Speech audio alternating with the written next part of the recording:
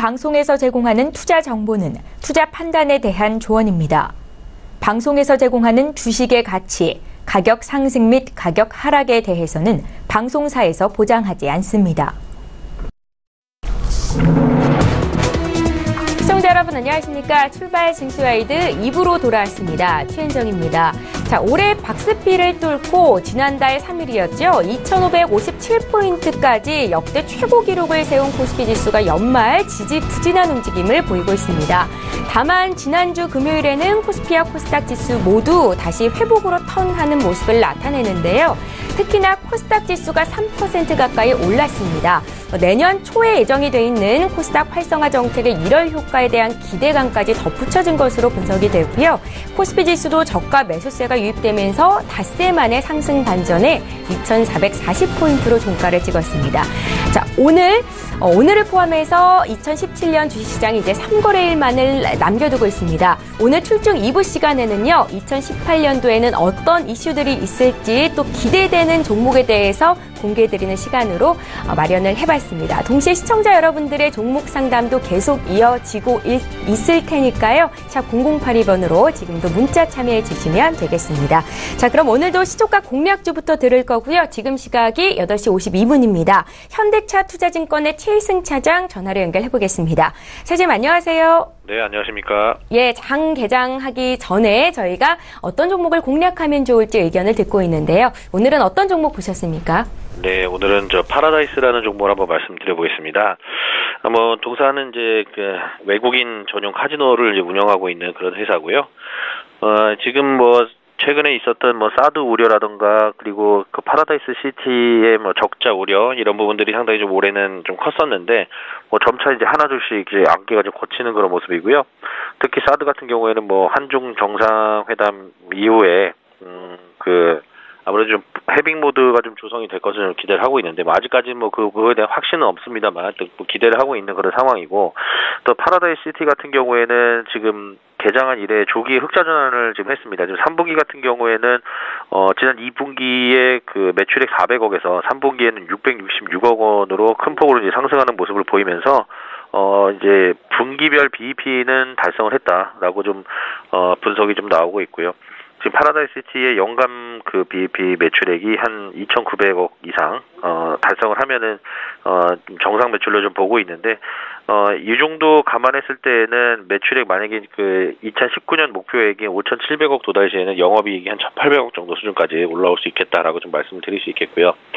다만 이제 그 사드와 관련돼서 중국인 관광객 수가 사실 그렇게 3분기에 많이 들어온 것은 아닙니다만 어쨌든 실적이 상당히 좀 좋아졌다라는 부분은 상당히 좀 긍정적으로 보여지고, 지금 이제 관광업계뿐만 아니라 카지노 업계들도 이제 중국하고의 이제 관계 회복에 따른 중국인 관광객들 유치에 대해서 상당히 좀 걱정을 많이 하고 있는 그런 상황인데, 사실 현실을 말씀드리면은 중국하고 이제 수교한 이후에 이제 지난 20년간 보면은 중국하고 우리나라의 여행 수지는 우리나라가 지금 11조 원 정도 적자를 지금 보고 있습니다. 따라서 파라다이스 시티에 들어오는 그런 카지노를 하는 이제 고부가 가치를 내는 그런 중국인 관광객들 아니면 사실 크게 관광으로서는 크게 돈을 벌 상황은 아니기 때문에, 일단은 파라다이스 시티의 그 관광객 수가 중국인 관광객 수가 늘어난다는 얘기는 전체적으로 이제 여행 수지에도 상당히 좀 긍정적 영향을 미치기 때문에 일단 카지노 업계를 일단 보면서 여행 업계도 같이 한번 좀 봐주시면 좋을 것 같습니다. 그리고 수급적으로 좀 말씀을 드리면은 지금 지난주에 목금 이틀 동안에서 기관하고 외국인들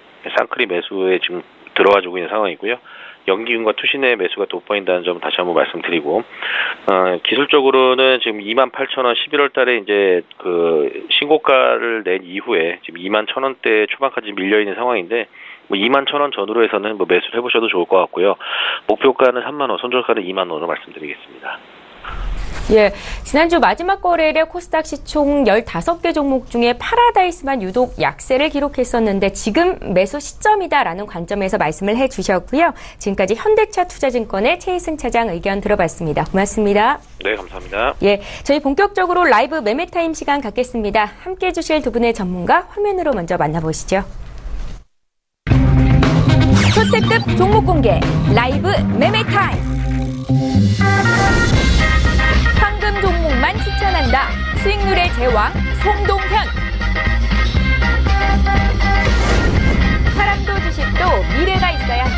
적중률 높은 투자 이지훈. 예, 오늘 저희와 함께해 주실 두 분의 전문가 나와 계시는데요. 인사부터 드리겠습니다. 하나금융투자의 송동현 FA팀장 오셨고요. 유한타증권의 이지훈 FA팀장 이렇게 두 분과 함께 하겠습니다. 안녕하세요. 안녕하십니까. 예, 반갑습니다. 저희 전일장 특징주부터 분석을 좀 하겠습니다. 전일에 많이 오르거나 내린 종목 중에서 혹시 사볼 종목이 있는지 투자 의견 들으실 수 있고요. 먼저 볼 종목은 바로 롯데지주입니다. 1.48% 주가가 올랐었는데 신동빈 롯데그룹 회장이 1심 재판에서 예상을 깨고 또 집행유예 선고를 받으면서 장 막판에 반등에 성공하는 모습이 나타나고요. 롯데지주 같은 경우에는 주가 흐름이 좀 많이 부진했었는데 두 분의 의견 들어볼게요. 3, 2, 1. 예, 바닥을 어느 정도 다진 것으로 보시는지 송 팀장님 의견부터 듣겠습니다. 네, 그동안 이제 롯데의 어떤 신동민 회장의 어떤 구형 집행 소식 때문에 좀 CEO 리스크가 좀 부각됐던 것이 좀 사실입니다.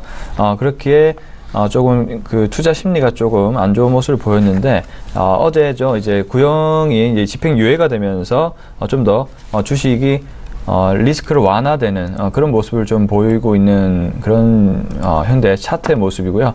그리고 차트적으로 봐도 11월 3일부터 거래가 재개됐는데 이때 거래량이 많이 유입이 되면서 그리고 이 12월 15일부터 또 턴하려고 하는 움직임이 보이면서 제 생각에는 우상향으로 돌아갈 확률이 좀 높아 보인다 이렇게 말씀을 드리고 싶고, 그리고 저는 개인적으로 지주회사를 개인적으로 괜찮게 생각합니다. 왜냐하면 우리나라 지주회사들이 전반적으로 실적은 괜찮은데 저평가된 상태가 굉장히 많고, 그리고 앞으로 이제 문재인 정부와 나아가야 될 방향 자체가 이제 지배구조에 대한 어떤 개선, 그런 측면에 있어서 외국인 그 부분이 차례차례 이제 개선이 된다면 외국인 투자자들의 어떤 수급적인 부분이 굉장히 좀 강화될 확률이 높고, 그에 따라서 또 지주회사 쪽으로 배당률이 높아질 수 있거든요. 그런 부분에서 봤을 때는 중장기적으로 지주회사 개편법은 이제 처리가 될 것 같고, 그에 따라서 지주회사들이 또 이익적인 측면과 그리고 지배구조 불투명 쪽이 해소가 된다면은 충분히 주가 상승을 일으킬 수 있는 그런 다양한 측면이 많기 때문에 개인적으로는 지주회사, 그리고 또 롯데 같은 경우는 음식료주죠. 또 원화 강세로 갈 확률이 굉장히 높기 때문에 음식료주에 대해서 실적 성장성이 높아질 수 있습니다. 이런 측면에서 봤을 때도 롯데 지주가 중장기적으로는 좀 괜찮은 흐름으로 갈 확률이 높다 이렇게 판단해보고 있습니다. 예, 경영 공백에 대한 우려가 수그러들었다라는 판단에서 송 팀장님 롯데 지주 굿 의견을 들어주셨다 설명을 들어봤고요. 다음 종목도 보겠습니다. 티슈진의 움직임을 볼 텐데 지난 마지막 거래일에 2.3% 올랐었고요. 5거래일 만에 반등이었습니다. 두 분의 의견부터 좀 들어볼게요. 3, 2, 1. 네, 악재성 뉴스가 하나 있었는데 굿 의견 듣겠습니다. 이지훈 팀장님. 티슈진의 경우 15일부터 21일까지 약 한 14% 정도의 낙폭을 좀 보여줬습니다. 이제 그 이유로는 골관절염 유전자 치료제인 인보사, 이제 일본 기술 수출 계약건이 이제 좀 취소 위기에 있어서 이러한 부분들이 좀 주가에 영향을 미친 것으로 보고 있습니다. 이제 22일 반등이 다시 티슈진의 주가 상승세로 이어질지는 한번 같이 지켜봐야 될 부분인데요. 이미 완료된 계약에 불확실성이 증가하는 사건이 발생했다는 점 자체가 부정적인 재료로 보실 수가 있습니다. 하지만 이러한 부분들은 기대감으로 가기 때문에 앞으로 임상 3상과 관련해서 티슈진의 주가 행보는 좀 더 앞으로 지켜봐야 될 부분이기 때문에 너무 부정적으로 보지 않으셨으면 해서 이렇게 말씀을 드리도록 하겠습니다.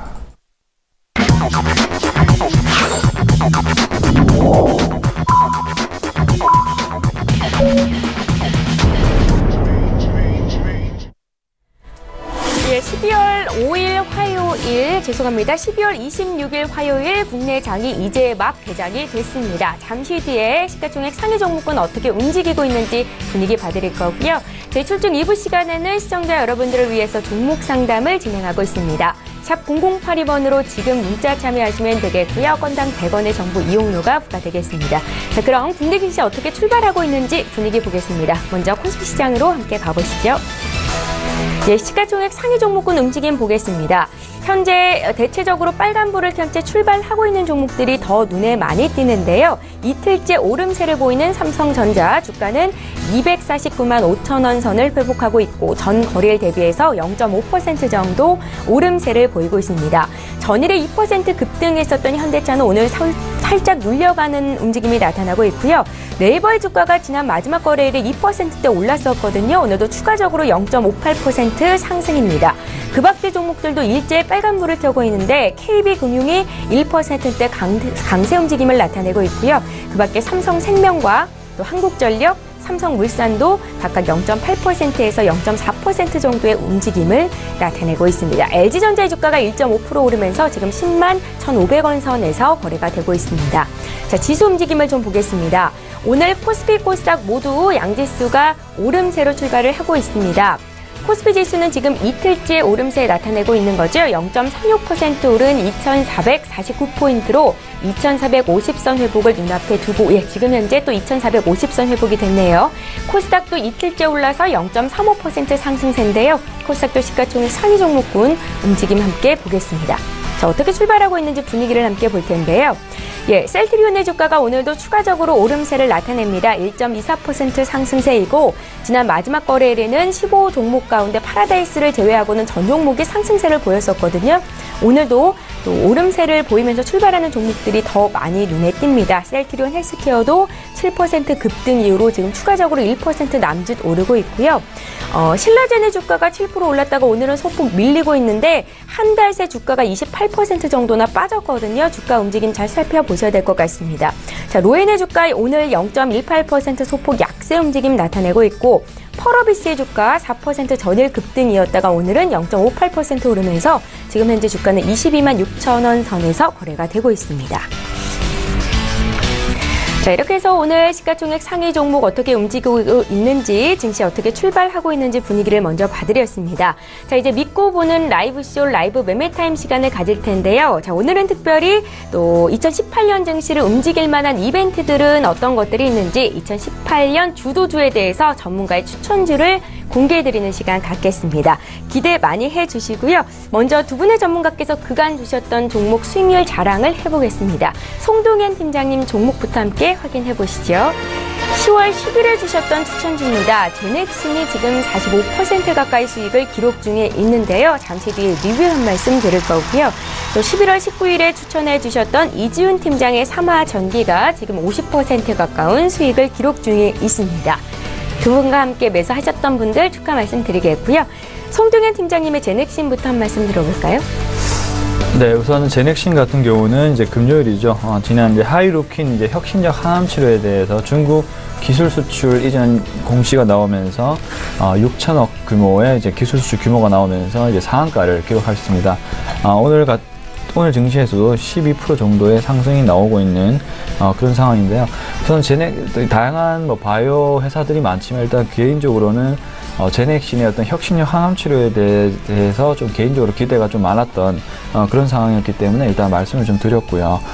이 하이루킨 같은 경우도 중국의 기술 수출 이전을 했지만 중국 내에서도 활용도 측면에서도 굉장히 높을 것으로 일단 판단되고, 따라서 중장기적으로도 다른 쪽으로도 어떤 다양한 자궁경부암 치료제라든지 지속경 성장 호르몬 치료제에서도 또 기술 수출의 이전이 기대감이 좀 확산되고 있는 그런 종목이라고 보시면 좋을 것 같고요. 우선은 다시 상황을 말씀드리면 지속경 성장 호르몬 GX119, GXH9가 임상 2상 소아 환자 최초로 투여를 완료하는 그런 상황입니다. 임상 2상을 일단 마친 상황이고 임상 3상에 대한 계획이 진행이 되고 있고요. 그리고 이제 하이루킨 혁신적 항암 치료제가 이제 금요일자로 기술 수출 이전을 했습니다. 중국 쪽에 이전을 한 상황이고요. 그리고 자궁경부암인 DNA 백신 GX1882 같은 경우도 유럽 임상 이상을 올해 말에 이제 완료가 될 예정입니다. 지금 발표까지는 안 났는데요. 아마 내년 초까지 미뤄질 것으로 일단은 보여지는데, 일단 이렇듯 제넥신에서 밀고 있는 지금 대표적인 임상 치료제들이 임상 2상을 다 마무리한 상황이고, 내년도부터 선진국과 그리고 선진국에서 임상 3상에 대한 어떤 계획이 진행된다는 점, 그리고 굉장히 확률이 높다는 점에서 제넥신 지속적으로 말씀을 드리고 싶고, 그래서 지금 현재가 말씀드릴 때는 일단은 좀 조정이 올 것 같아요. 뭐 이렇게 지속적으로 주가가 상승이 오긴 힘들 것 같고, 그래서 지금 제가 봤을 때 한 7만 원 부근에서 일단 매수를 먼저 좀 말씀드리겠습니다. 그리고 목표 주가는 9만 원, 8만 9천 원 정도로 상향을 좀 시켜보도록 하겠습니다. 지금 기존에 8만 원을 제시했는데 8만 9천 원, 9만 원 정도로 일단 상향시켜보고요. 그리고 손절가 같은 경우는 지난주에 말씀드렸던 것처럼 한 5만 한 3천 원 정도로 일단 잡고 우선은 대응을 먼저 해보도록 하겠습니다. 네.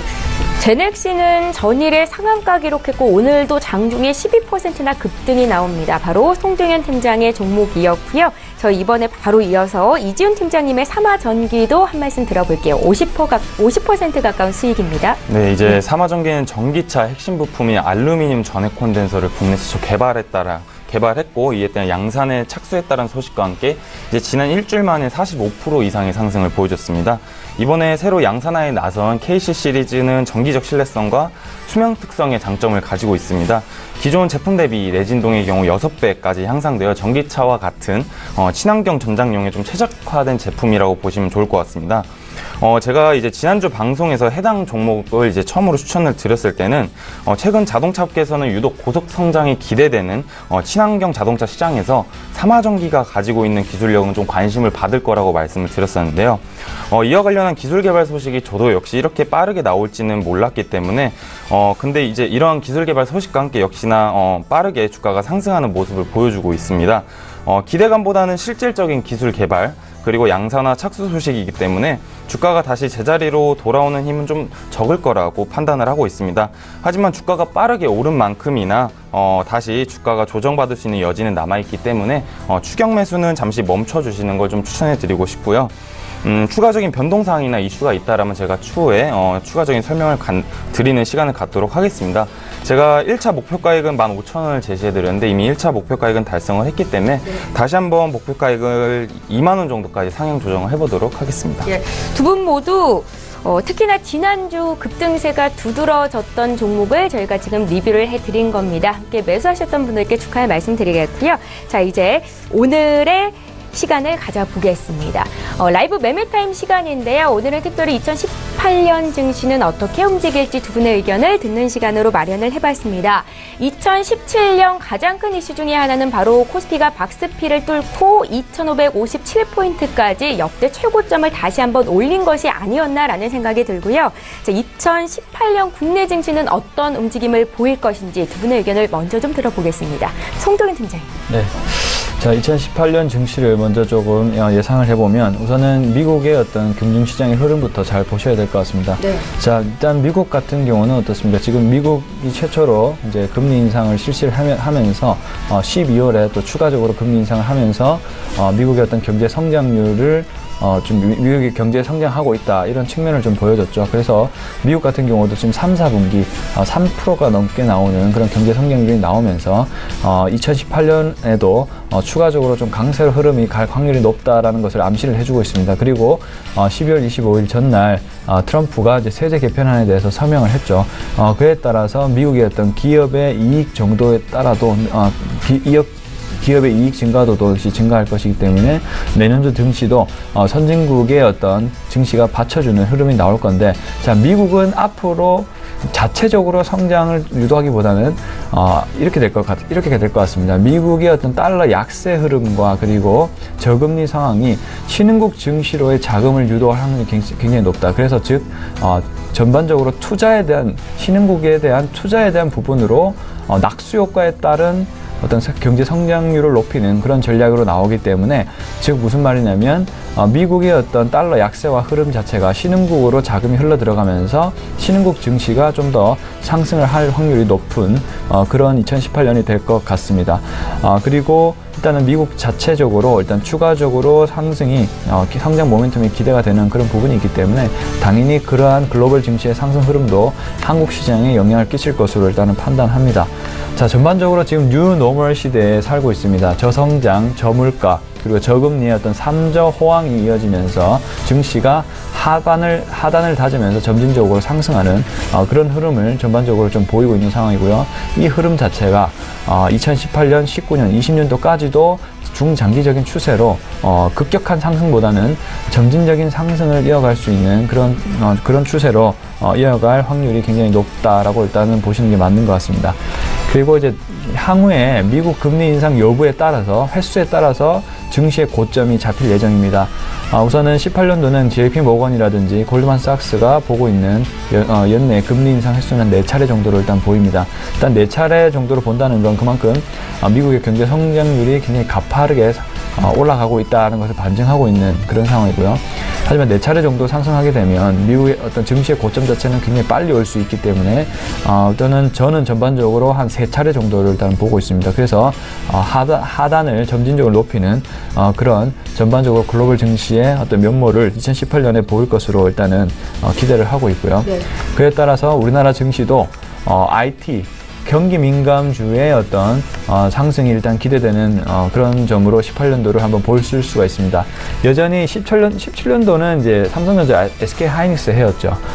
우선 17년도만큼의 어떤 그런 반도체 성장이 나올 거라고는 일단 예상을 하지 않습니다만 지금 증시 자체도 어쨌든 삼성전자, SK하이닉스를 주목을 하셔야 되는 이유는 어쨌든 실적 자체가 굉장히 일단 견조함이 이어지고 있는 상황에다가 밸류에이션 가치가 지금 굉장히 많이 떨어져 있는 상황입니다. 그렇기 때문에 저평가이면서도 실적 상승이 기대되는 그런 부분이 있기 때문에 일단 삼성전자, SK하이닉스를 일단은 주도적으로 먼저 포트폴리오에 편입을 하시고 대응을 하시는 게 좋고요. 그에 따라서 또 경기 민감주인 물론 지금 인플레이션이 굉장히 지금 예상보다는 안 나오고 있는 상황입니다. 지금 11월에 발표된 PCE 물가지수도 1.5% 정도 나왔거든요.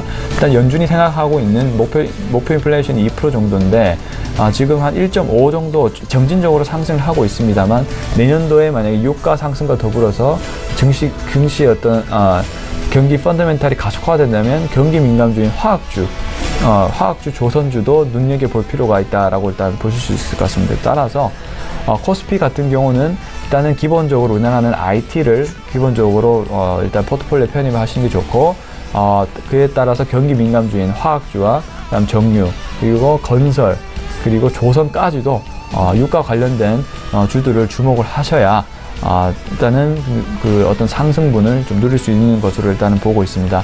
그리고 내년도에는 지주회사에 관련된 부분도 일단 눈여겨보셔야 될 것 같고요. 그래서 좀 전반적으로 또 시가 배당률이 높아지고 있는 그런 우리 증시의 상황이기 때문에 지배구조 개편과 더불어서 외국인의 어떤 긍정적인 수급 자체를 좀 기대하고 있는 부분이 있습니다. 일단 지금은 환율적인 측면에 있어서 지금 코스피가 좀 떨어진 측면이 있는데 이러한 부분도 시간이 지나면 조금 돌려질 것으로 일단 판단이 되고 있고요.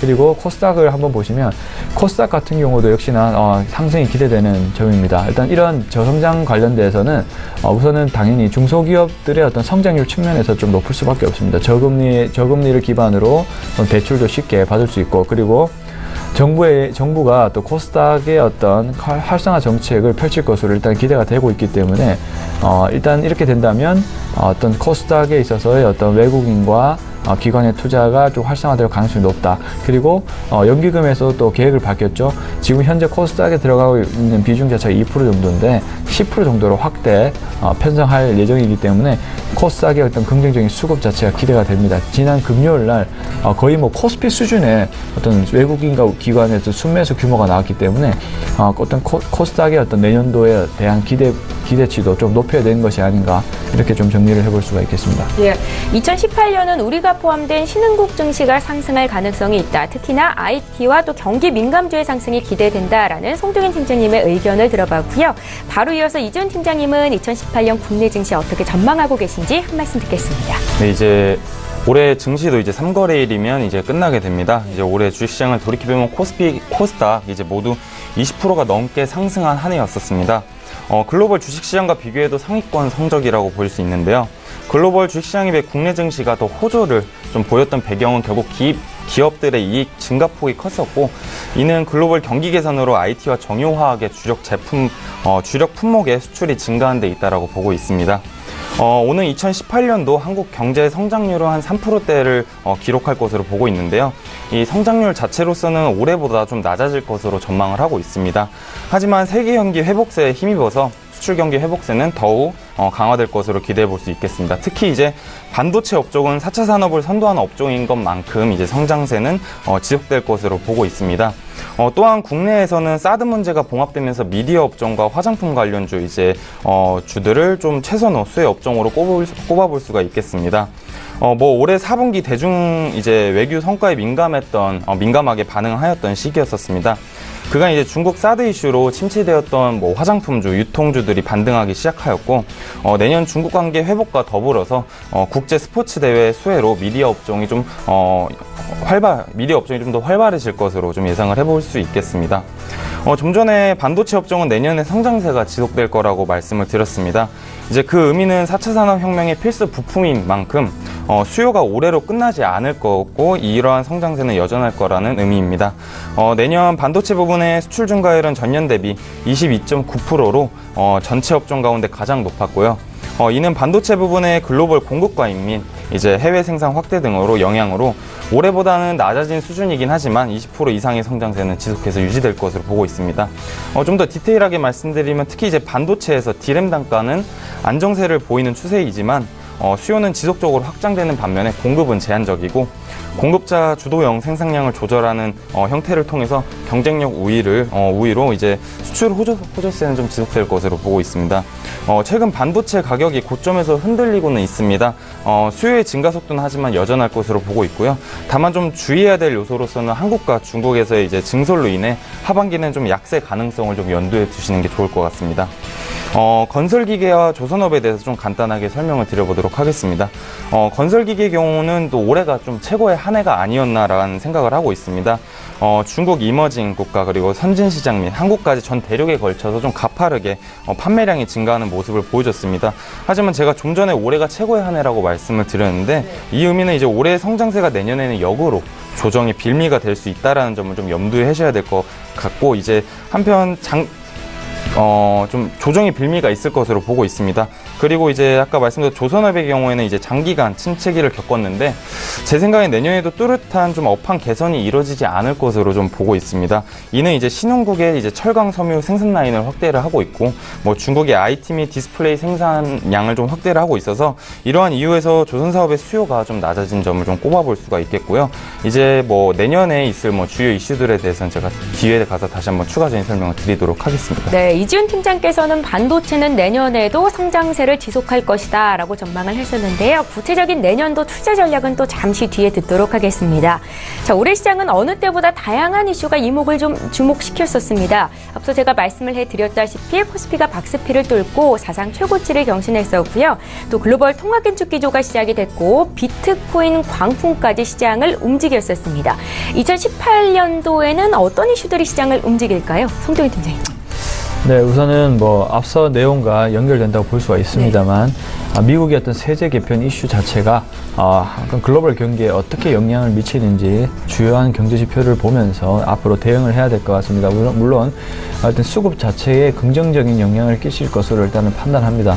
하지만 역으로 어떤 글로벌 자금 자체가 미국으로 더 쏠려갈 수 있는 그런 상황도 연출이 될 수 있기 때문에 물론 법인세라든지 이런 부분은 아직도 한국이 미국보다 낮긴 합니다만 어쨌든 미국의 어떤 펀더멘탈 회복과 동시에 지금 좀 더 자금 자체가 단기적으로는 미국 자체로 좀 쏠려가면서 수급이 나빠질 수 있는 확률도 있기 때문에 앞으로 이 세제 개편 영향이 한국을 포함해서 글로벌 경기에 어떻게 영향을 미치는지도 한번 주목을 하시면서 대응을 하실 필요가 있을 것 같고요.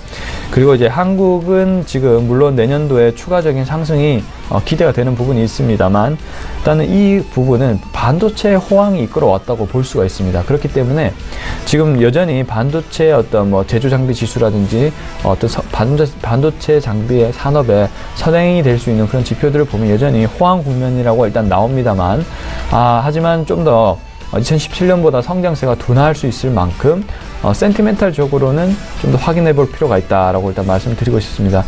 물론 여전히 긍정적으로 저도 일단 판단하고 있습니다만 호황 국면이 언제까지 또 이어질 수 있는지도 좀 봐야 될 것 같고, 특히 중국과의 관계가 회복된다고는 말을 하고 있지만 중국 측에서는 반도체 산업을 또 육성을 많이 하고 있거든요.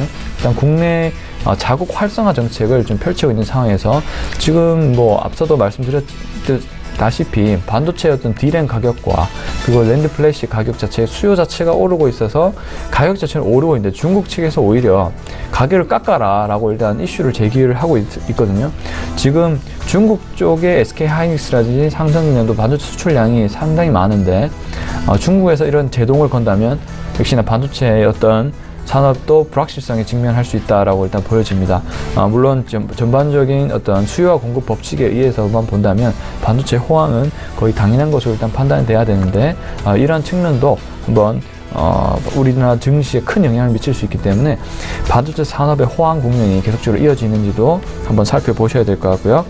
그리고 역시 또 내년도에는 미국의 인플레이션이 어느 정도가 나오느냐가 굉장히 중요할 것 같습니다. 물론 중장기적으로 목표 인플레이션이 2%를 잡고 지금 완화 정책을 펼치고 있는 단계이지만 그리고 너무 인플레이션이 계획보다 안 나온다면 불확실성에 또 직면을 할 수가 있습니다. 그렇기 때문에 적절한 연준에서 인플레이션율을 통제하기 위한 어떤 계획적인 조치와 그리고 그 결과가 어느 정도 나오는지도 한번 주의 깊게 살펴보셔야 될 것 같고, 네. 그리고 금리 상승의 횟수 여부도 중요하게 한번 살펴봐야 되는 그런 하나의 지표인 것 같습니다.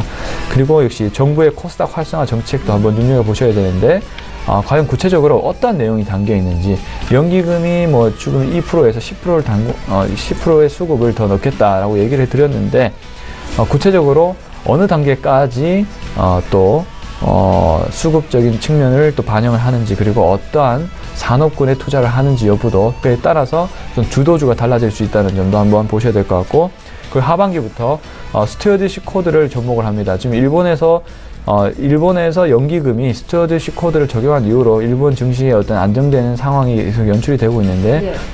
우리나라도 언제 그게 도입이 되는지, 그리고 그 영향이 계속적으로 이어질 수 있는지도 한번 살펴보셔야 될 것 같고, 그리고 또 지주회사 개편 여부도 한번 중요하게 보셔야 됩니다. 지주회사 개편법이 되면 지주회사 쪽으로 분명히 흐름이 좋아질 수 있는 그런 여부도 있을 수 있고요. 그리고 배당률도 얼마나 또 올라가는지도 외국인의 어떤 수급 자체가 달라질 수 있는 부분이 있기 때문에 이런 측면에서도 한번 보셔야 될 것 같고, 또 비트코인에 대한 여부도 한번 보셔야 될 것 같습니다. 지금 비트코인이 광풍이 될수록 코스닥 수급에는 사실 좋을 게 없어요. 왜냐하면 개인 투자자분들이 굉장히 많이 지금 코스닥에 투자를 하고 계신데 비트코인의 수익률이 더 높아지면 질수록 코스닥의 어떤 개인 수급 자체 좀 빠질 수 있는 여부도 있기 때문에, 물론 둘 다 좋아질 것으로 일단 판단합니다만 그런 측면에서도 같이 한번 보시는 것도 한번 주요한 이슈로 한번 생각해 보셔야 되는 것이 아닌가 이렇게 생각합니다. 예, 송 팀장님의 의견을 먼저 들어봤고요. 이지훈 팀장께서는 내년도 증시에 영향을 미칠 이슈들로 어떤 것들을 꼽으십니까? 네, 이제 내년에 제가 생각하고 있는 이제 국내에 있을 주요 이슈로는 크게 한 3가지 정도로 좀 꼽아볼 수 있을 것 같습니다. 네. 뭐 이벤트성이랑 약간 정책 이슈가 좀 섞여 있는데요. 첫 번째로는 이제 정부의 코스닥 활성화 정책이죠. 그리고 두 번째로는 국제 스포츠 대회가 이제 2개나 열릴 예정이 있고요. 그리고 제가 개인적으로 보는 부분들은 한중 관계가 이제 개선됨에 따라서 그와 관련된 수혜주들에 대한 이제 실적 발표를 저는 좀 관심 있게 보셨으면 좋을 것 같습니다. 네. 내년 1월에 가장 주목받고 있는 이슈는 바로 이제 현 정부의 코스닥 활성화 정책이 아닐까 싶습니다. 정책 모멘텀 자체는 이제 중소형주에게 큰 영향을 좀 미치기 때문에 코스닥 내 자금 유입 기대감은 연초 이후 점차 확대될 것으로 좀 보고 있습니다. 정책 모멘텀주는 이제 중소형주에 큰 영향을 준다라고 말씀을 드렸는데, 이제 현 정부는 이제 지난 11월 이후 혁신 창업 생태계 조성 방안을 이제 발표하면서 코스닥 활성화를 주요 과제로 꼽은 바가 있습니다. 이와 관련한 구체적인 방안은 1월 중으로 발표될 예정이 있고요. 이 중에서도 보다 주의 깊게 보셔야 될 부분들은 바로 4차 산업 관련 수혜주가 아닐까 싶습니다. 5대 사업으로 제시한 것 중에 하나가 바로 초연결 사회죠. 빅데이터를 이용한 AI 연계 그리고 IoT 기술 개발이 이루어진다라면 로봇 관련주 그리고 반도체 IT 관련주들에게는 역시나 호재로 작용할 것으로 보고 있습니다. 그리고 제가 두 번째 이벤트성으로 말씀을 드렸던 국제 스포츠 대회에도 좀 관심을 가져보시면 좋을 것 같습니다. 내년 2월에 평창 동계올림픽, 그리고 6월에서 7월에 있을 러시아 월드컵 등 글로벌 스포츠 이벤트가 2개나 예정돼 있는데요. 이에 따라 미디어 업종 및 광고 산업이 좀 수혜를 입을 것으로 예상해 볼 수 있겠습니다. 또한 정부와 국내 이동통신업계는 내년 2월에 평창 동계올림픽에서 5G 시범 서비스를 거쳐 19년도 상반기에 이제 세계 최초로 상용한다라는 계획을 발표함에 따라서 5G 관련한 관련주들의 성장도 같이 기대해 보시면 좋을 것 같습니다. 그리고 이제 올 한 해 한중 관계 이슈로 성장이 둔화되거나 피해를 본 산업들의 실적 회복에도 같이 주목을 해보시면 좋을 것 같습니다. 올해까지 한중 관계 개선에 대한 기대감이 주가에 반영되었다라면 내년부터는 실질적인 이제 실적 발표에 따라서 주가 변동 사항이 있을 것으로 보고 있습니다. 앞으로 관계가 더 좋아질 것이라는 게 대부분의 의견이기 때문에 여행 금지가 단계적으로 해지된다라면 화장품, 면세점, 유통, 엔터주 등 이제 중국 관련주들의 강한 모멘텀들이 생길 것으로 좀 판단을 해보고 있습니다. 이러한 주요 이슈 이외에도 지켜봐야 될 부분들은 역시나 많죠. 이제 올해 가장 핫했던 키워드 중에 하나가 이제 비트코인이죠. 내년에 비트코인이 폭락할 위험과 관련하여 이제 비트코인 관련주들이 갖고 있는 비트코인 크러쉬에 대한 영향도 같이 좀 주의를 기울이셔야 될 한 해라고 보고 있습니다. 또한 이제 미국 세제 개편 효과에 따른 국내 증시 영향도 같이 체크를 해보시는 게 좋을 것 같고요. 미국 세제 개편을 통해 미국 내 기업들의 투자 매력도가 많이 높아졌죠. 그래서 이에 더불어 금리 인상에 따라서 신흥국들에 대한 자금이 미국으로 다시 빠져나갈 수 있기 때문에 국내 증시에 있어서는 리스크로 작용될 수도 있습니다. 하지만 아직까지 예상과 달리 뚜렷한 머니무브들이 보이지 않고 있고요. 그래서 약달러세가 지금까지 계속해서 이어진다면 앞으로 이제 외국인들의 위험 자산을 좀 선호하는 시각은 이어지면서 저평가되어 있는 이제 국내 증시의 투자 매력도는 계속해서 부각될 것으로 보고 있습니다. 예, 2018년을 이끌 주요 이슈를 분석하면 공략할 만한 종목도 달라지게 될 테니까 먼저 좀 여쭤봤고요. 오늘 라이브 매매타임 시간은 두 분께 2018년을 이끌 주도주는 어떤 종목이 될 것이냐 질문을 드릴 예정입니다. 잠시 뒤에 공개를 할 텐데요. 그럼 먼저 구체적으로 2018년도 투자 전략은 어떻게 가져가면 좋을지 한 말씀씩 듣겠습니다. 송 팀장님. 네, 일단은 기본적으로 좀 전에도 말씀드렸지만 내년도에 증시 상승세가 더 이어진다 가정한다면 역시나 대형 IT주와 경기 민감주가 주도를 할 것으로 일단 판단하고 있습니다. 일단은 실적 자체가 우선은 삼성전자, SK 하이닉스가 일단 견조함을 유지할 것으로 보이기 때문에 밸류에이션 대비해서 우선은 성장세를 이어갈 것으로 일단 보이고요. 그리고 역시 에너지 화학주도 마찬가지입니다. 일단 글로벌 경제 회복세가 지속화가 된다면 유가의 상승은 필연적이기 때문에 그에 따라서 추가적으로 실적 자체가 좋아질 수가 있습니다. 특히 화학주라든지 그리고 조선 그리고 건설 같은 경우도 해외 플랜트에 대한 어떤 수요 자체도 높아질 수 있는 여력이 있기 때문에 일단은 지금 굉장히 조선업 때문에 사실 경기 민감주가 좀 더 센티멘탈적으로 안 좋아진 측면이 있습니다. 그리고 좀 생각보다 인플레이션율도 둔화된 상태가 이어지고 있는데 만약 이러한 부분들이 내년도에 좀 해결이 된다고 가정하면 가파르게 일단은 상승을 할 것이라고 일단 보고 있습니다. 지금 금호석유 주가 한번 보시면 BD 가격 자체가 스프레드 마진이 확대되면서 엄청나게 빠른 속도로 상승하는 것을 볼 수가 있습니다. 그런 것처럼 다른 기초 물질이 되는 그런 화학주들이 좀 더 스프레드 마진이 확대가 된다면 금호석유처럼 가파르게 주가가 상승할 수 있는 여력이 있기 때문에 저는 우리나라 기본적으로 화학주 자체가 글로벌로 경쟁력을 유지하고 있는 그런 단계이기 때문에 분명히 경제가 좋아지면 줄수록 긍정적인 모멘텀을 받을 것이다 라고 일단 보고 있고요. 그리고 에너지 주식도 역시나 마찬가지입니다. 유가 상승과 더불어서 당연히 마진이 좋아질 수 있는 그런 국면이 있고요. 아까 조선, 건설은 이제 언급을 해드렸습니다. 이래서 대형 IT주와 가치주의 조합을 좀 해볼 필요가 있을 것 같고요. 그리고 물론 이 포트폴리오 전략도 가져가야 되지만 제가 좀 전에 말씀드렸다시피 저성장 국면에서는 성장주 포트폴리오도 당연히 가져가시는 것이 맞습니다. 일단은 내년도에 보시면 YOY로 실적이 증가하고 있는 분야는 바이오 산업과 중국 소비주라고 볼 수가 있습니다. 지금 중국과의 어떤 한중 관계가 개선이 되면 당연히 이때까지 짓눌렸던 실적 압박에서 벗어나서 실적 회복세가 나타날 수가 있기 때문에 일단 바이오 섹터와 그리고 중국에 이제 진출하고 있는 화장품 업종 그리고 한번 눈여겨보셔야 되고 미디어 섹터도 한번 눈여겨보셔야 되고 2차전지 소재 관련된 부분도 한번 눈여겨보시는 것이 좋습니다. 그래서 전반적으로는 내년도에 어떤 그런 성장주 포트폴리오와 가치주 포트폴리오 섞는 전략도 가져갈 만하고요. 그리고 두 번째 전략은 코스피와 코스닥을 섹터로, 바스켓 섹터로 묶고 있는 ETF 전략도 저는 굉장히 괜찮다고 생각합니다. 일단은 지수 자체가 내년도에 다시 한번 상승세로 전환할 수 있는 그런 국면이 있기 때문에 오늘도 셀트리온 헬스케어 같은 경우는 아주 시가총액 2등에도 불구하고 가파르게 상승할 수 있는 것을 볼 수가 있죠. 네. 이렇듯 지수 자체를 다시 한번 끌어올릴 수 있는 그런 다시 한번 상승이 나올 수 있을 것으로 기대하기 때문에 코스피와 코스닥을 바스켓으로 묶는 ETF 전략도 한번 생각해 보시는 것이 좋은 전략이 아닌가 이렇게 판단하고 있습니다. 예, 이런 관점에서 2018년도 주도주로는 어떤 종목들을 꼽으셨는지 잠시 뒤에 공개해 드릴 거고요. 이번에 이지훈 팀장님 2018년 또 투자 전략 어떻게 세우셨는지 듣겠습니다. 네, 이제 기업들의 실적을 보면 내년도에는 이제 거의 두 자릿수 이상의 이제 실적 증가가 예상을 해볼 수가 있겠는데요. 우리나라 경제 성장률도 3% 이상의 성장을 기대해 볼 수 있겠습니다. 특히 대통령 임기 2년 차에는 항상 강세를 좀 이어가는 모습들을 보여주고 있었고요. 이러한 부분들 때문에 긍정적인 영향을 좀 받을 것으로 보고 있기 때문에 상반기는 좀 강세, 하반기는 좀 불확실성으로 국내 시장을 바라보시면 좋을 것 같습니다. 제가 좀 전에 오늘 말씀드렸던 2018년도 시장 및 이제 유망산업 그리고 주요 이슈들의 내용들을 좀 종합해서 좀 간략하게 설명을 드리면 내년도 투자 전략은 정부의 코스닥 정책 활성화에 맞춰서 반도체 및 헬스케어 종목에 좀 더 관심을 가지시면 좋을 것 같고요. 또한 이제 중국 사드 관계 개선과 관련하여 이제 본격적인 실적 개선을 앞두고 있는 화장품, 엔터, 면세점과 같은 이제 중국 관련주들 같이 지켜보시는 투자 전략을 취하시는 걸 좀 추천해 드리도록 하겠습니다. 예, 이지훈 팀장께서도 또 어떤 종목을 꼽아 오셨을지 기대가 되는데요. 잠시 뒤에 보겠습니다. 자, 지금 시각이 9시 31분을 넘어가고 있고요. 장중에 저가 매수 신호가 와 있거든요. 오늘 저가 매매일 달인 전화 연결해 보겠습니다.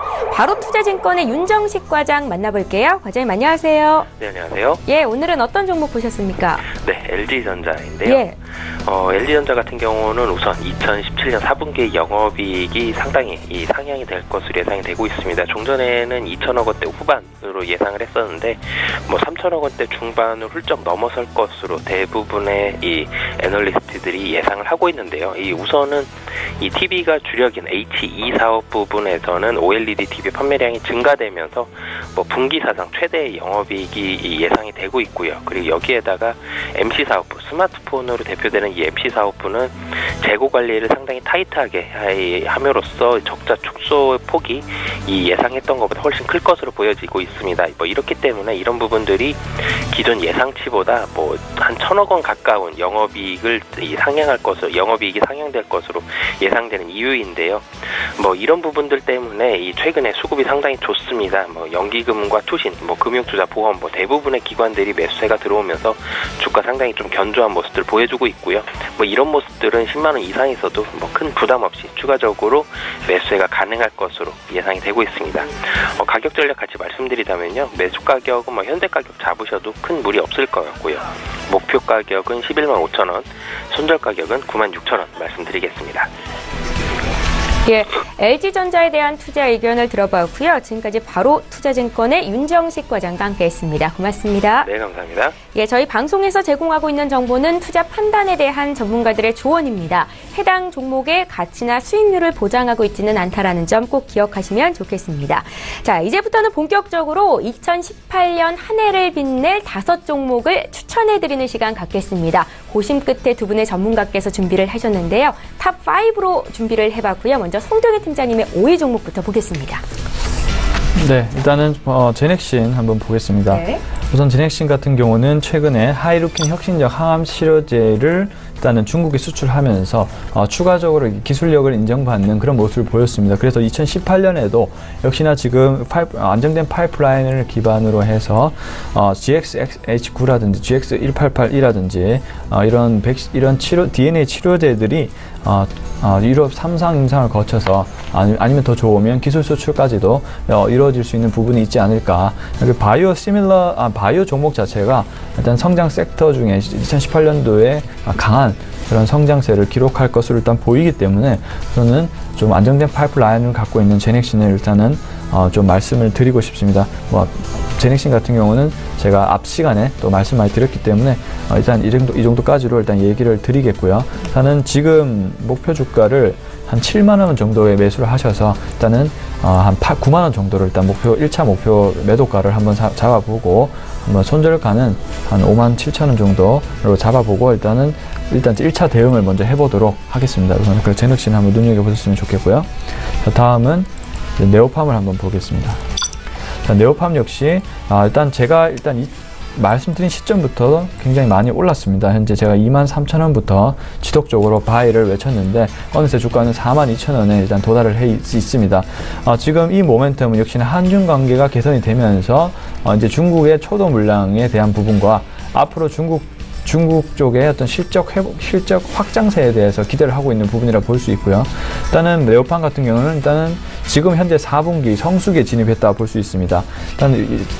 보습제 같은 경우는 가장 추운 겨울에 항상 인기가 많을 수밖에 없는 그런 거고, 아토팜 같은 경우도 10년 동안 보습제 자리에서 1등을 내준 적이 없는 그런 제품이기 때문에 지금 4분기에 성수기에 지금 진입해 있는 상황이고요. 그리고 관련된 아토팜 리얼 베리어 같은 경우도 글로벌 온라인 판매의 어떤 실적 증가세를 보이고 있고요. 그리고 국내 오프라인 매점에서도 꾸준히 실적을 잘 내고 있는 그런 제품군입니다. 그리고 제로이드 엔드 같은 경우도 역시나 피부과 치료 질환에서 실손보험이 적용이 되면서 또 병 의원수도 접목되는 의원들이 많아지면서 제로이드 MD 부분에서도 꾸준히 성장을 이어가고 있다, 이렇게 보시면 좋을 것 같고요. 그리고 제일 핵심 포인트는 중국입니다.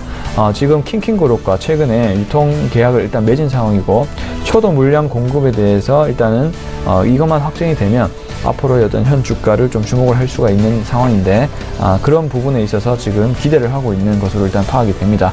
그래서 앞으로 킹킹그룹을 넘어서 주요한 유아기용 그런 중국 시장에 진출을 하게 된다면 아주 가파르게 성장세가 나올 수 있다라고 일단 보여집니다.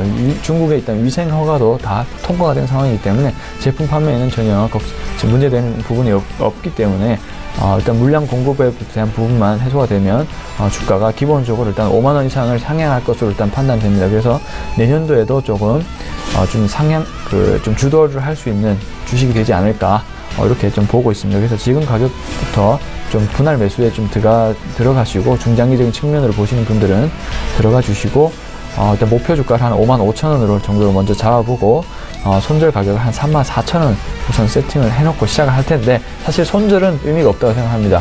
중장기적으로 꾸준히 분할 매수한 전략을 일단 권해드립니다. 자, 다음은 KMW 한번 보겠습니다. 역시나 이 다음에 성장이 될 부분은 역시나 5G라고 일단 생각이 듭니다. 그 중에서도 이제 KMW 같은 경우가 가장 주목을 받을 수 있는 섹터라고 일단 보여지는데요. 우선 2018년 평창 동계올림픽 5G 시험 대상 그런 모멘텀이 또 존재를 하기 때문에 KMW의 어떤 무선 단말기가 얼마나 또 긍정적인 결과를 낼 수 있을지 주목을 한번 해보셔야 될 것 같고, 우선은 그런 5G 무선 단말기 같은 경우도 미국과 일본에 수출을 하고 있는 만큼 품질에 있어서는 이미 증명을 받았다. 그리고 실질적인 측면에서도 올해 턴어라운드 예상이 되고요. 그리고 내년도부터는 본격적으로 매출 확대가 기대되는 부분이 있기 때문에 현재 주가가 반영이 되고 있다, 이렇게 보시면 좋을 것 같습니다. 그래서 지금 매수가를 한 23,000원 부근으로 잡아보고요. 일단 목표를 35,000원으로 일단은 먼저 설정을 해놓고 한번 쭉 꾸준히 보도록 하겠고요. 네. 손절가를 한 2만원으로 일단 설정을 해놓고 일단은 대응을 해보도록 하겠습니다. 자, 다음은 웅진에너지 한번 볼게요. 자, 우리나라 이제 신재생 에너지 정책도 역시나 내년도에 기대해 볼 수 있는 모멘텀이라 볼 수가 있습니다. 그 중에서도 이제 웅진에너지를 제가 말씀을 드렸는데, 우선은 지금 뉴스를 보시면 알겠지만 폴리실리콘에 대한 가격 자체가 지금 최고치를 찍었다는 말이 있습니다. 그만큼 신재생 에너지에 대한 수요가 굉장히 많아지고 있다라고 보실 수 있을 것 같고요. 그 중에서도 웅진에너지의 어떤 폴리실리콘 단결정 부분이 또 새로운 추세로 나아가고 있다. 고효율, 면적이 작은 그런 폴리실리콘을 선호를 하기 때문에 중국 측에서도 또 유럽 측에서도 선호를 하기 때문에 웅진 에너지가 주목을 받을 수 있을 것이라 일단 보고 있고요. 그리고 좀 세계 4위의 폴리실리콘 단결정을 생산하는 업체이기 때문에 충분히 조금 생산 측면에서도 좀 나아질 수 있고, 내년도에도 신규 공장 투자를 해놓은 부분도 내년에 생산에 가세를 하기 때문에 그 물량 측면에서도 좀 증가를 한다 보시면 좋을 것 같습니다. 그리고 신재생 에너지 3020 정책에 물론 풍력이 제일 가장 큰 수혜를 보지만 우선은 실질적인 측면에서도 웅진에너지가 내년도 한 200% 정도 영업이익이 신장될 것으로 일단 파악되고 있기 때문에 우선은 더 좋을 것으로 일단 보입니다. 최근에 또 신성 ENG에 202억 규모의 태양 전경 웨이퍼도 또 공급을 했는 사실도 있죠. 어쨌든 그래서 지금 주목을 해보셔야 되는데 지금 근데 매수 가격보다 주가가 많이 내려갔어요. 일단 중장기적으로 내년도까지 쭉 보신다 생각하시고 오늘도 좀 조정을 받고 있는데 일단 CB 물량에 대한 그런 부분이 나오고 있기 때문입니다. 그래서 이렇게 조정을 줄 때 매수를 들어가시면 좋을 것 같고요. 일단 목표가를 한 12,000원으로 일단 설정을 해보도록 하겠습니다. 그리고 손절 가격을 7,600원 수준으로 먼저 잡고 대응을 해보도록 하겠습니다. 자, 다음은 SK 하이닉스 볼게요. 역시나 반도체 산업을 말씀을 안 드릴 수가 없습니다. 우리나라를 대표적으로 이끌어갈 수 있는 내년도에도 실적 성장세가 견조하고 앞으로 4차 산업혁명의 가장 핵심이 되고 있는 반도체를 역시나 무시할 수 없는 그런 상황입니다. 일단은 뭐 코스닥보다는 현재 수급 자체가 좀 좋지 않은 그런 상황으로 보여져서 오늘도 좀 조정이 나오고 있는데요. 이러한 부분은 연초로 갈수록 해결될 것이라고 일단 판단이 됩니다. 일단 환율적인 측면에서 조금 조정을 받고 있는 것으로 일단 보이는데 이런 측면도 뭐 오래 갈 수는 없기 때문에 우선 회복이 될 것으로 일단 보이고요. 중요한 것은 펀더멘탈에 대한 집중입니다. 4분기에도 분기적으로 1조 정도 영업이익이 증가하고 내년도에도 비슷한 규모의 어떤 성장이 이어질 것으로 일단 하는데 문제는 밸류에이션이죠. 밸류에이션이 거의 세계적으로 가장 저평가를 받고 있는 것이 또 하나의 매력입니다. 이익 증가 대비에 비해서 하이닉스의 저평가는 너무 심하기 때문에 당연히 바이를 하셔야 되는 그런 상황으로 일단 보실 수 있고요. 그리고 D램에 대한 메모리도 견조하게 상승을 하고 있습니다. 또 지금 아이폰에 대한 논란이 있긴 하지만 단기적인 이슈로 좀 그칠 거라고 일단 보고 있고요. 아이폰에 대한 선호도가 워낙 강하기 때문에 추가적으로 아이폰이라든지 중국의 여러 다양한 스마트폰이 또 확장세가 된다면 모바일 쪽으로도 일단 메모리 모멘텀이 강화될 것으로 보이고, 그리고 데이터 솔루션에 대한 비트코인이 강화되면 강화될수록 데이터 솔루션에 대한 그런 메모리에 대한 공급도 지속적으로 늘어날 것이기 때문에 어쨌든 4차 산업혁명이 내년도에 더 가속화가 될 확률이 높습니다. 자율주행차도 또 이제 나오게 되면 또 그쪽의 차량용 반도체 부분에도 또 당연히 또 쓰일 수 있고요.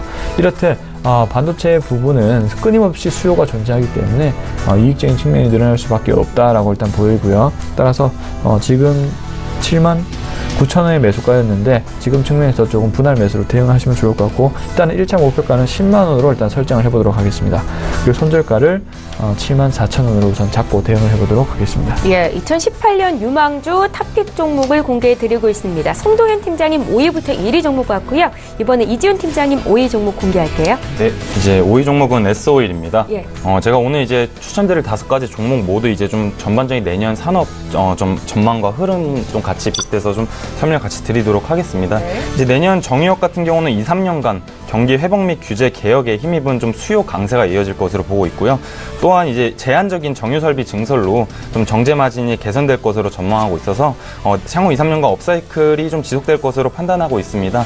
특히 내년과 내후년에는 수요가 강세로 이어질 것으로 보고 있고요. 수요에 비해 정제 설비 증설이 크지 않은 이유는 이제 각국 정부가 이산화탄소 감축이라는 공통 아젠다의 규제들을 좀 적극적으로 대응을 하면서 장기 원유 수요 전망이 좀 불확실해진 데 있습니다. 향후 몇 년간 수요 강세는 이어질 것으로 전망을 하고 있지만 중장기적으로 본다라면 수요 증가세는 지속하여 둔화될 것으로 보고 있습니다. 하지만 이제 우선 내년도에 주목해야 될 종목이기 때문에 내년과 내후년까지 정유업의 이제 성장은 지속될 것으로 보고 있기 때문에 S-오일을 추천을 해드리게 되었고요. S-오일 같은 경우는 가동 예정이 이제 고도화 설비는 내년 2분기 중으로 완공돼서 3분기부터는 본격적인 이익 창출이 좀 예상이 되고 있습니다. 그래서 정유 호황 증설 이슈까지 감안해 본다면 내년 S-오일의 내년 이익 모멘텀은 국내 정유 3사 중에서 가장 클 것으로 보고 있어요. 이렇게 다시 한번 추천을 드리게 됐고요. 1차 목표가액은 16만 원 한번 제시해 드려보도록 하겠습니다. 네. 4위 종목은 후성입니다. 올 하반기 전 세계 IT 업종 주가가 이제 좀 하반기에는 좀 약세를 보여주고 있었는데 이는 이제 차익 실현 수급의 영향이 가장 좀 컸었던 것으로 보고 있습니다. 아직까지는 뭐 고점 논란의 여지가 있기는 하지만 아직까지 반도체주의 상승은 내년까지 많이 남아있다라고 보고 있습니다. 특히 저는 반도체 업종 그리고 그 중에서 IT 소재 그리고 그 안에서 후성을 좀 추천을 드려보도록 하겠습니다. 뭐 후성은 불산을 자체 양산하고 판매하는 업체로 잘 알려져 있습니다. 반도체 업황 호황기에 힘입어서 올해 많은 주가가 상승이 있었지만 뭐 타 반도체 업체 대비 뭐 재료가 있었음에도 불구하고 상승폭이 좀 낮았다라고 보고 있어서 내년엔 다른 종목 대비 그 의미는 이제 다른 종목 대비 상승 여력이 더 남아있다라는 의미로 해석을 하고 싶어서 이렇게 후성을 추천을 드리게 되었고요. 또한 IT 소재 업종 같은 경우는 정방, 증설, 수혜로 중장기적인 외형 성장 모멘텀도 역시 좀 확보해 놓은 상황입니다. 최근 IT 소재 원재료인 불산 가격이 좀 급등하는 모습을 보여주고 있습니다. 최근에 이제 연초 대비 약 2배 그리고 지난 10월 초부터 약 40% 이상 상승하는 모습을 보여주는데요. 이는 이제 중국 정부의 이제 환경 규제 강화로 이제 불산 공급 문제가 발생을 했기 때문입니다. 일부 공급 충격과 이제 환경 설비 투자 관련해서 원가 상승을 고려해 본다라면 앞으로 불산 가격 상승세는 좀 이어질 것으로 좀 판단을 해보고 있습니다. 뭐 후성의 경우엔 내년 1분기에 2차 전지 그리고 2분기에는 반도체 소재의 대규모 증설이 예정돼 있어서 중장기적인 어닝 모멘텀도 역시 확보해뒀다라고 보고 있습니다. 뭐 SK 머티리얼즈의 대규모 증설에 따른 이제 외형 성장 그리고 이에 따른 이제 주가의 리레이팅 스토리를 같이 본다라면 이러한 스토리도 역시 후성에게 적용될 것으로 보고 있습니다. 그래서 후성의 주력 사업이 냉매, 2차 전지, 반도체 그리고 이 소재 모두 내년에 긍정적인 성장 모멘텀을 지금 확보해둔 상황이기 때문에 주가 상승은 올해 그치지 않고 내년까지 좀 지속하여 상승할 것으로 보고 있어서 반도체주 그리고 그 안에서 반도체 소재 그래서 그 안에서 후성을 최선호주로 이제 추천을 해드리겠고요. 목표 가액은 12,000원 정도를 제시해드리도록 하겠습니다. 네. 3위 종목은 넷마블 게임즈입니다. 내년도 이제 2018년도 게임 시장에 대해서 좀 간략하게 설명을 드려보도록 하겠습니다. 내년 게임 시장은 올해 대비 좀 월등하게 치열한 경쟁 상황이 연출될 것으로 좀 보고 있습니다. 올해 두각을 나타냈던 기업들의 기존 게임 및 이제 기존 신작 라인업들이 여전히 경쟁력을 보유한 상태에서 다소 위축되었던 중소형 게임사들의 신규 라인업들이 대거 출시될 것으로 보고 있는 한 해로 보고 있습니다. 내년 신규 라인업 중에서 시장의 기대치가 가장 높을 것으로 예상되고 있는 게임은 넷마블 게임즈의 블레이드 앤 소울 레볼루션과 그리니지 NC소프트의 리니지2 모바일을 꼽을 수 있겠습니다. 올해에 이어 내년에도 게임 시장을 주도하는 게임 업체들은 제가 봤을 때도 NC소프트와 넷마블 게임즈가 될 것으로 보고 있고요. 두 종목 중에서 저는 여전히 꾸준하게 넷마블 게임즈를 추천해 드리도록 하겠습니다. 넷마블의 올해 4분기 매출은 전분기 대비 6%가 상승한 좀 견조한 성장을 보여주고 있었고요. 이러한 상승세는 올해 4분기까지도 좀 꾸준하게 이어질 것으로 보고 있어서 올해 4분기에 또 다른 특출나게 뛰어난 매출 실적은 없겠지만 그래도 3분기 정도 실적은 맞춰줄 거라고 보고 있어서 4분기는 좀 숨고르기 시즌이다 정도로 보시면 될 것 같습니다. 오히려 내년 상반기에 블레이드 앤 소울 그리고 세븐나이츠2 이카루스 M과 같은 이제 출시 예정에 있는 이런 신작들에 대한 부분들을 좀 기대해 보시면 좋을 것 같고요. 중국 시장에서의 리니지2 레볼루션이 출시될 가능성이 커지고 있는 가운데 이러한 신작 모멘텀 집중에 따른 이제 신작들의 매출 기여가 이제 내년 2분기부터 좀 본격화될 것으로 보고 있어서 이렇게 넷마블은 내년 상반기 한번 주목해 볼 게임주라고 추천을 드리게 됐고요. 그리고 목표 가액은 이제 저번에 한번 상향 조정을 해서 22만 원을 제시해 드려보도록 하겠습니다. 이 종목은 한국콜마입니다. 한국콜마 같은 경우는 한국 사드 배치 관련해서 중국과의 정치적인 이슈 문제로 좀 어려움을 겪어왔지만 이번에 또 중국과의 관계 개선을 통해서 이제 내년부터는 좀 긍정적인 방향을 띨 것으로 보고 있습니다. 저는 이제 올해 제가 한중국의 개선을 통해서 이제 화장품 관련주들이 좀 계속해서 실적을 개선할 거다라고 말씀을 드렸는데 저는 화장품 산업에 대해서는 긍정적인 의견을 드려보지만 브랜드 업체보다는 ODM 업체를 좀 선호를 하기 때문에 한국콜마라든지 코스메카 코리아, 코스맥스 등의 이제 OEM, ODM 회사를 한번 추천을 드려보도록 하겠습니다. ODM 업체 같은 경우는 올해 원브랜드샵 부진에 대한 영향으로 매출 성장세가 둔화됐으나 이제 유커가 증가되면서 국내 고객사 실적 개선에 따라서 내수 화장품 부분의 성장이 기대되고 있어서 중국 현지에서 또한 이제 로컬 업체들의 성장도 같이 이어질 것으로 보고 있습니다. 그래서 내년에는 한국콜마의 뭐 2자릿수 성장이 예상되고 있기 때문에 내년에 한국콜마의 좀 성장을 한번 같이 주목해 보시면 좋을 것 같고요. 그래서 1차 목표가에는 93,000원을 제시해 드리도록 하겠습니다. 네, 마지막으로 CJ ENM입니다.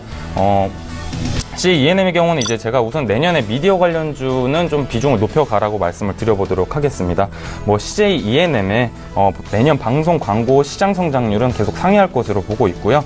그리고 지금 뭐 이제 글로벌 미디어 산업의 트렌드는 영상 플랫폼 사업자 간의 경쟁 심화로 인해서 독자적인 콘텐츠 제공 여부가 이제 중요한 이슈가 될 것 같은데, 뭐 최근 이제 스튜디오 드래곤을 상장을 시켰고 이제 자체 콘텐츠 제작 능력을 좀 확보해놓은 상황이기 때문에 앞으로 스튜디오 드래곤과의 시너지 효과가 클 것으로 보고 있어서 내년도에는 더욱더 큰 성장을 이어갈 것으로 보고 있어서 이렇게 1위 종목을 선정을 하였습니다. 그래서 1차 목표가액은 102,000원을 제시해드리도록 하겠습니다. 예, 두 분의 전문가와 함께 2018년을 빛낼 유망주 탑5 형식으로 소개를 해드렸습니다. 다시 한번 종목 정리 도와드릴게요.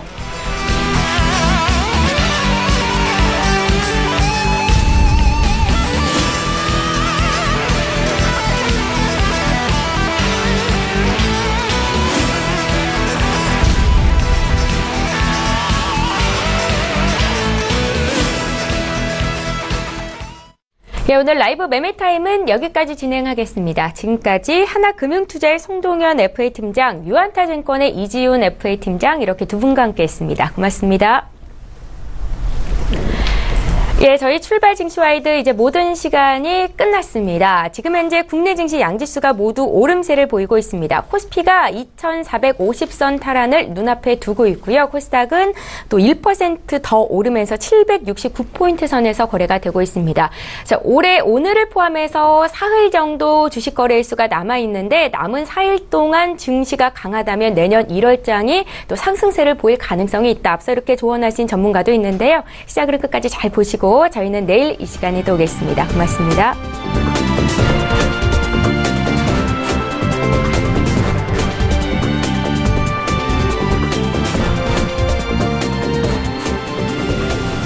본 방송에서 제공하는 투자 정보는 투자 판단에 대한 조언입니다. 방송에서 제공하는 주식의 가치, 가격 상승 및 가격 하락에 대해서는 방송사에서 보장하지 않습니다.